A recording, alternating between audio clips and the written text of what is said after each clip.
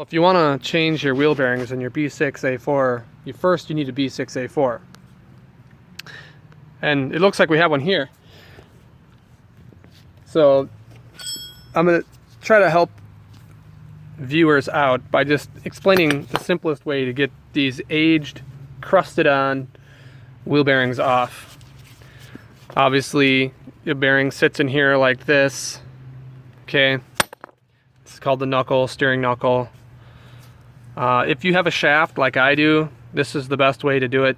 This is a transaxle off of a stator motor off of a Kenmore washing machine, which I would advise everyone in the world to stay away from high efficiency washing machines. And you just put that on there. You know, obviously it's going to be sitting on. And you're going to take a sledgehammer, handheld sledgehammer works best, and you're going to give that about 3 to 5 whacks, 1, 2, 3, 4, 5, whatever, and it's going to fall right off. And you know, I pounded on this forever with a 16 ouncer, and it moved a little bit. I got about 1/8 of an inch of play, but if you whack it with this, and you can do a little bit to the side, a little bit to the other side, maybe from the bottom if you're feeling ambitious, but bang, bang, bang, it'll pop right off. Okay, I can't stress that enough. This is the easiest way to remove these. These Audis have an aluminum housing which will dent very, very easily, so don't try using chisels and things like that in there. You're gonna really mess it up. It won't be waterproof anymore. You'll wreck the mating surface. Okay. In the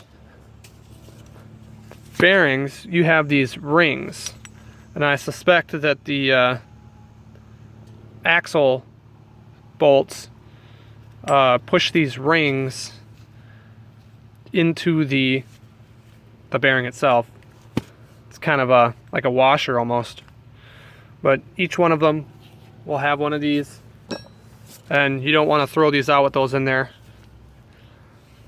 You need those. You need those things. Trying to think of what else to tell you. Oh yes, the knuckle will have all kinds of crust in it. I'm not sure if this is electrolysis from steel and aluminum interacting with each other, or if it's Minnesota road salt, or both. You know, two different metals interacting with each other will often create kind of a white powder or corrosion. It'll look like battery corrosion. But this stuff was extremely thick, and I've been working on it for a while. If this thing would focus, you could see it. But it runs the whole gambit here, right on the lip. And so mounting the new bearing might be a little interesting.